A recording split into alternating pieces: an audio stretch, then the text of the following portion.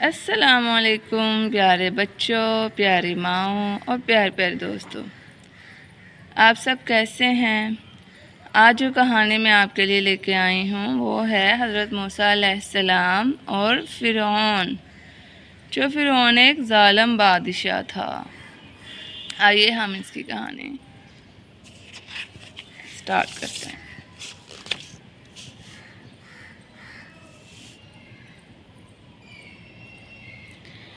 حضرت موسیٰ علیہ السلام بکریاں پالتے تھے۔ ایک بار وہ بیوی، بچوں اور اپنے ریوڑ کو لے کر نکلے۔ چلتے چلتے وہ کوہ طور کے قریب پہنچ گئے۔ بچوں، کوہ جو ہوتا ہے اس کو پہاڑ کو کہتے ہیں، ٹھیک ہے؟ پہاڑ کا نام تھا کوہ طور۔ اس کے قریب پہنچ گئے۔ وہاں اونچے پہاڑ پر انہیں روشنی دکھائی دی۔ انہوں نے کہا، میں جا کر دیکھتا ہوں اور آگ سے مشعل جلا لاؤں۔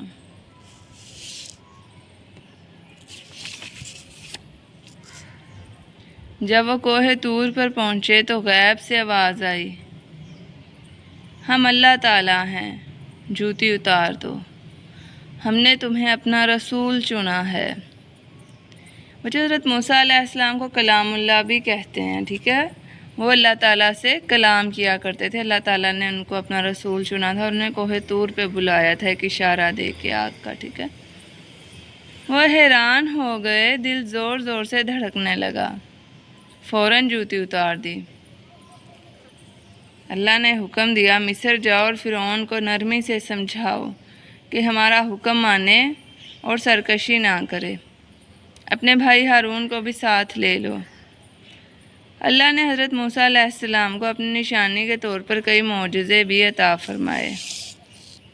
حضرت موسیٰ علیہ السلام اور حضرت ہارون علیہ السلام فرعون کے دربار میں پہنچے اور اس کو سمجھایا کہ اللہ تعالیٰ کے سوا کوئی معبود نہیں اور ہم اسی اللہ کے رسول ہیں جو سب کے رب ہیں۔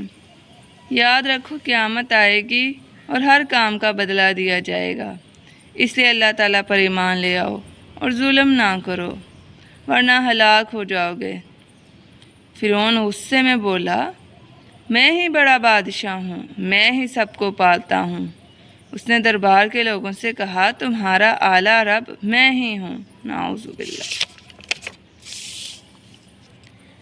حضرت موسیٰ علیہ السلام نے فرعون کو کہا، میں تم کو اللہ کی نشانیاں دکھاتا ہوں۔ انہوں نے اپنی لاٹھی پھینکی تو وہ خوفناک اژدہا میں بدل گئی۔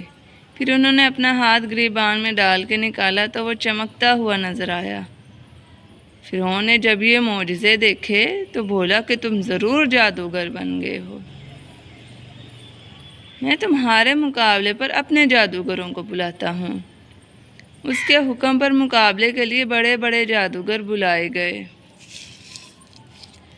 مقابلہ شروع ہوا تو جادوگروں نے رسیوں سے جادو کے سانپ بنا کر دکھائے۔ پھر حضرت موسیٰ علیہ السلام نے لاٹھی پھینکی تو لوگوں نے دیکھا کہ وہ ایک ایسا اژدہا بن گئی جو جادوگروں کے جادو کو کھا گیا۔ جادوگر سمجھ گئے کہ یہ جادو نہیں ہے بلکہ واقعی اللہ تعالیٰ کا معجزہ ہے۔ وہ پکار اٹھے کہ ہم اللہ تعالیٰ پر ایمان لاتے ہیں۔ اس پر فرعون نے غصے میں آ کر ان جادوگروں کو جان سے مارنے کا حکم دیا۔ فرعون نے قوم بنی اسرائیل پر مظالم کی انتہا کر دی تو اللہ تعالیٰ نے حضرت موسیٰ علیہ السلام کو حکم دیا کہ اپنی قوم کو لے کر مصر سے ہجرت کر جائیں۔ حضرت موسیٰ علیہ السلام قوم بنی اسرائیل کو لے کر وہاں سے چل پڑے۔ فرعون ان کے پیچھے حملہ کرنے نکل پڑا۔ بنی اسرائیل سمندر کے مغربی کنارے پہنچے تو پیچھے فرعون کی فوج دکھائی دی۔ حضرت موسیٰ علیہ السلام نے کہا، فکر نہ کرو، اللہ میرے ساتھ ہے۔ حضرت موسیٰ علیہ السلام نے اللہ کے حکم سے اپنا عصا پانی پر مارا تو سمندر دو حصوں میں بٹ گیا اور درمیان میں راستہ بن گیا۔ بنی اسرائیل قوم اس راستے سے گزرتی چلی گئی۔ جوں ہی یہ لوگ پار پہنچے، فرعون کی فوج بھی مغربی کنارے پر آ گئی۔ فرعون نے فوج کو حکم دیا کہ اسی راستے پر آگے بڑھو اور ان لوگوں کو پکڑ لو۔ فرعون اور اس کے سپاہی جب سمندر کے عین درمیان پہنچے تو اللہ کے حکم سے سمندر میں بنا ہوا راستہ ختم ہو گیا فرعون اور اس کی فوج سمندر میں ڈوب گئی۔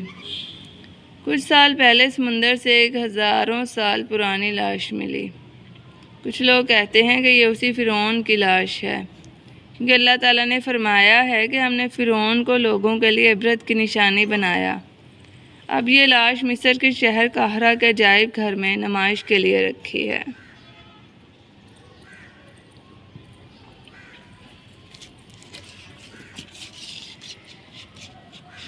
تو جی بچوں، کیسی لگی آپ لوگوں کو کہانی؟